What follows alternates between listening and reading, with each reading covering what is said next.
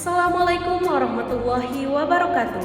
Perkenalkan, nama saya Nur Suci dengan NIM 009105802230114, semester 2 Prodi Pendidikan Bahasa Indonesia, Fakultas Keguruan dan Ilmu Pendidikan. Adapun judul presentasi pada kali ini yaitu karya monumental umat Islam. Sebelumnya saya berterima kasih kepada dosen pengampu mata kuliah AIK Kemuhammadiyaan yaitu Bapak Syahrir LSPD MPD.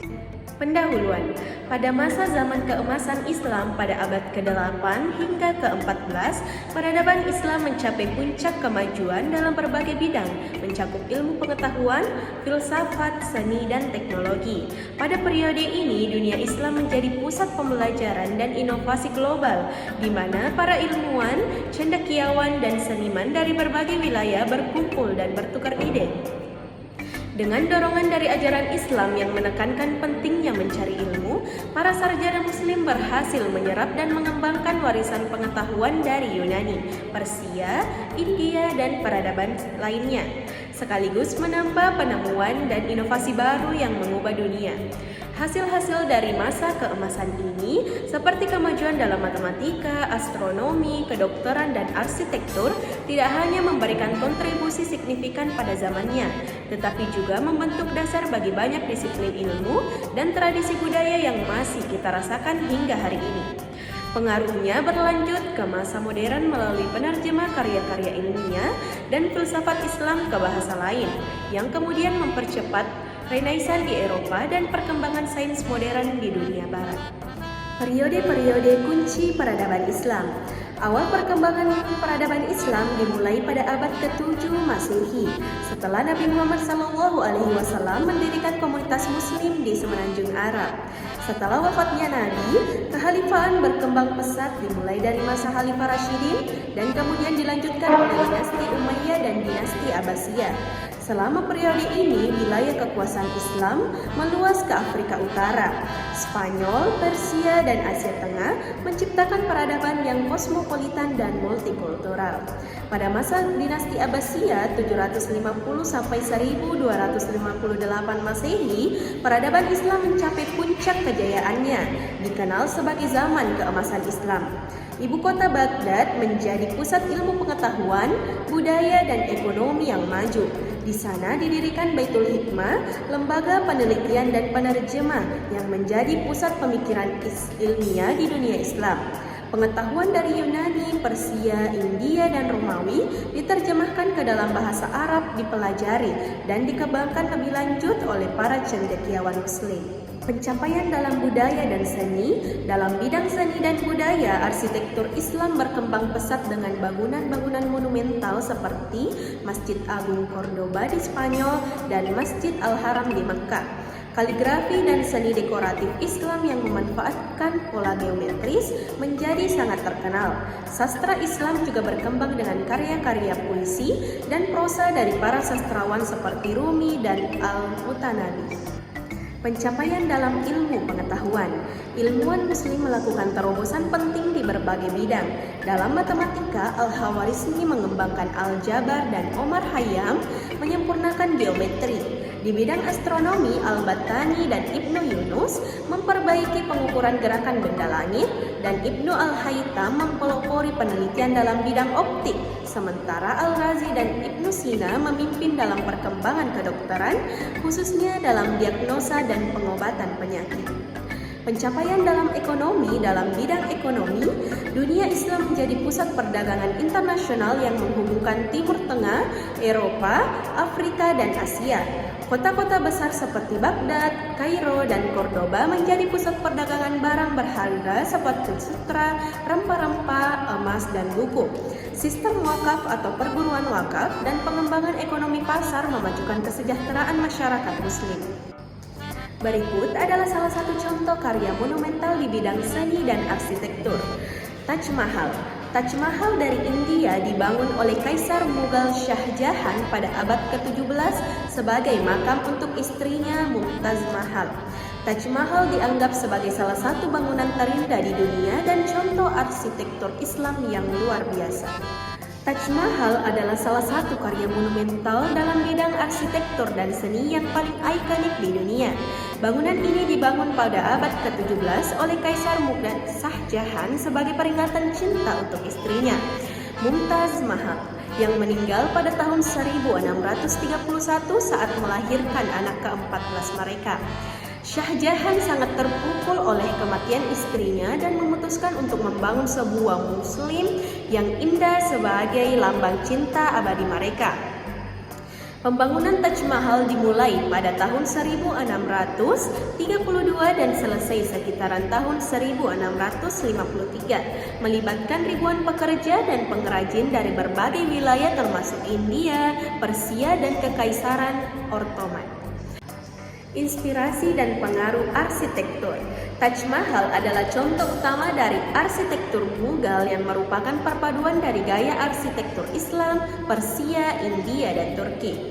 Arsitektur Islam dapat dilihat dalam penggunaan kubah besar, menara minaret, dan dekorasi kaligrafi di seluruh bangunan. Gaya Persia hadir dalam desain taman simetris dan elemen-elemen dekoratif seperti pola geometris serta hiasan bunga. Pengaruh arsitektur lokal India terlihat dalam teknik pengukiran dan motif bunga yang menghiasi marmer putih. Proses pembangunan.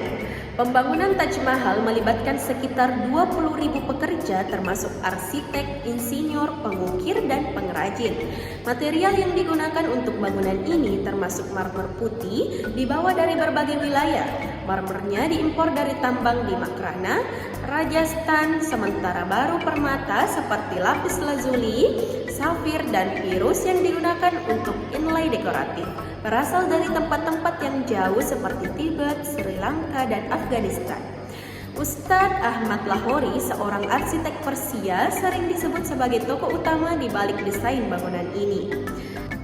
Desain dan struktur. Taj Mahal dirancang dengan simetri sempurna di mana bangunan utama mausoleum berada di pusat kompleks yang dikelilingi oleh taman formal dengan kanal air yang mencerminkan keindahan bangunan. Di bagian tengah terdapat kubus besar dengan kubah utama yang menjulang tinggi yang melambangkan elemen arsitektur Islam klasik. Di setiap sudut berdiri 4 menara atau minaret yang menambah keanggunan dan stabilitas visual bangunan. Mausoleum ini dihiasi dengan kaligrafi ayat-ayat Al-Quran yang diukir dengan sangat halus di dindingnya dan ukiran batu permata yang membentuk pola bunga dan geometris. Warisan dan pengaruh. Sejak selesai dibangun, Taj Mahal telah dianggap sebagai salah satu bangunan paling indah dan simbol arsitektur klasik dunia. Arsitektur Taj Mahal mempengaruhi banyak bangunan lain di seluruh dunia, baik dalam dunia Islam maupun di luar dunia Islam. Selain menjadi lambang arsitektur Mughal, Taj Mahal juga memainkan peran penting dalam sejarah budaya India dan di dunia. Peran umat Islam di masa kini. Kontribusi dalam teknologi modern, umat Islam berperan penting dalam pengembangan teknologi modern, terutama di bidang teknologi informasi, energi terbarukan, dan bioteknologi. Negara-negara seperti Uni Emirat Arab, Qatar, dan Arab Saudi telah menginvestasikan dana besar untuk menciptakan kota-kota pintar seperti Dubai Smart City dan NEOM yang memanfaatkan teknologi mutakhir untuk keberlanjutan. Ilmuwan Muslim juga aktif dalam penelitian di kesehatan dan bioteknologi, berkontribusi pada pengembangan obat-obatan dan teknologi medis. Peran umat Islam di masa kini yaitu peran dalam pendidikan. Umat Islam mendirikan banyak institusi pendidikan yang berkualitas tinggi, menggabungkan ilmu pengetahuan modern dengan nilai-nilai Islam. Universitas seperti International Islamic University Malaysia atau IPUM dan Khalifa University di UAE menjadi contoh penting dalam menyediakan pendidikan berkualitas. Banyak negara muslim berfokus pada peningkatan akses pendidikan dan kerjasama internasional dalam penelitian.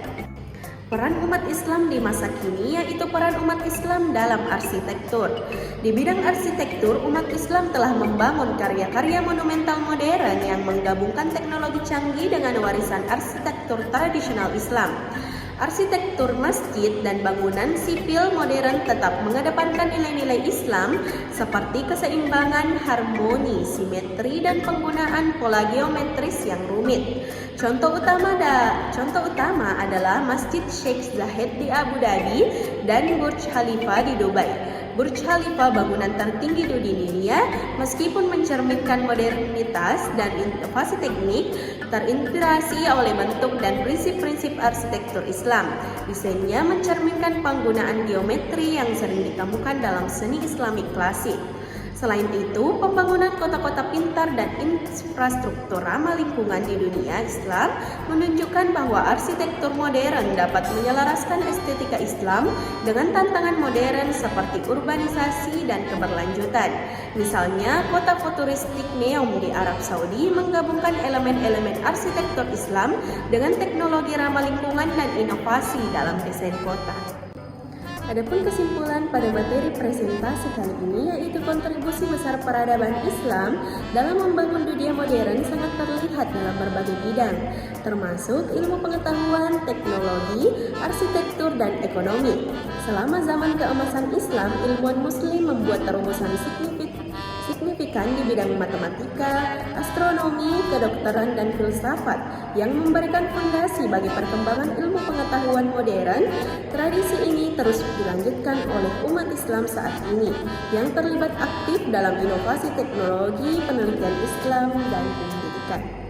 Umat Islam di masa kini berkomitmen untuk melestarikan dan menerapkan prinsip-prinsip ilmu pengetahuan dan budaya yang telah diwariskan melalui pendirian institusi pendidikan yang berkualitas seperti universitas dan pusat penelitian, serta pengembangan ekonomi syariah yang beretika. Umat Islam tidak hanya mempertahankan nilai-nilai tradisional, tetapi juga beradaptasi dengan tantangan dan kebutuhan dunia modern. Dengan memadukan warisan intelektual Islam dengan teknologi dan praktik modern, umat Islam berperan sebagai penghubung antara tradisi dan inovasi, berkontribusi pada kemajuan peradaban global yang berkelanjutan. Itulah tadi presentasi pada video kali ini. Sekian dari saya, lebih dan kurangnya mohon dimaafkan. Wabillahi taufik wal hidayah. Wassalamualaikum warahmatullahi wabarakatuh.